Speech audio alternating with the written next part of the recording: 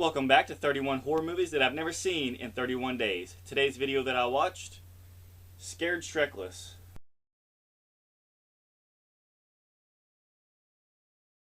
I know what you're saying, that's not a horror film. I know. But this was only $5 at Walmart. I picked it up, and the only reason I'm considering this as part of a horror title or horror marathon viewing is because they do actually parody horror films.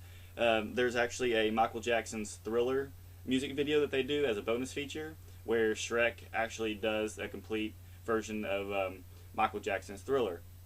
Now, this movie starts off with Shrek, and he's at his home, and all the other characters, Donkey, Puss in Boots, Gingy, they all come to his house it's his Halloween, and they're trying to scare him, and it doesn't work. So they all decide that the only way to scare Shrek is to actually take him to a location and tell ghost stories all night until he actually gets scared and leaves.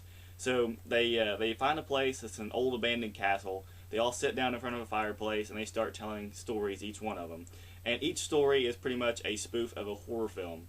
The first one is told by Gingy, and it's a take on two different horror films. One being Bride of Frankenstein, and the other one being Night of the Living Dead. And it starts off with him telling a story about wanting to find a girlfriend. So he has a gingerbread man or a gingerbread woman created, and he uses too much sugar, and the woman becomes extremely obsessive. But it plays off like, when she's being made, it plays off like Bride of Frankenstein.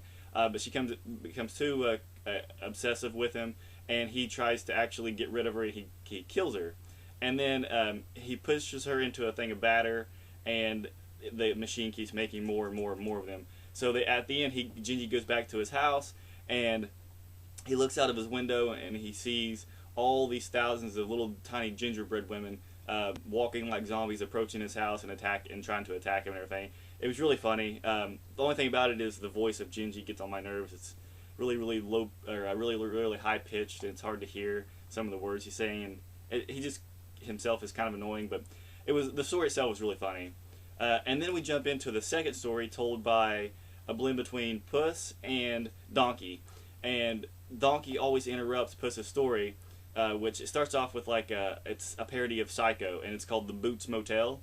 And Donkey keeps interrupting him and making everything happen to Puss in Boots instead of everything happening to Donkey. And it's a pretty funny story. At the end of it, it actually has Donkey being eaten by a giant waffle because he loves waffles, and it was trying to scare him. So I thought that was hilarious. The third story is pretty funny as well. It's a take on The Exorcist, and it's called The Shrekcercist. And pretty much Shrek is a babysitter, and he goes to this old house that has a young boy, which is played by Pinocchio, and Pinocchio is supposedly possessed by the devil. You know, his head spins around, he vomits out on Shrek.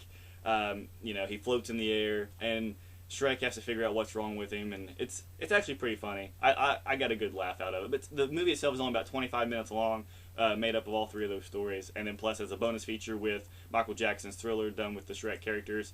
It's just a lot of fun. I know it's not a horror film, but it is considered, Halloween, month for Halloween stuff, for great for kids to watch. So this was considered part of my Halloween horror marathon titles that I watched, and that is Scared Shrekless. If you guys like lighthearted kid films, definitely check this out. It's definitely worth it. It's only $5 at Walmart. Go pick it up. Thanks for watching 31 horror movies that I've never seen in 31 days.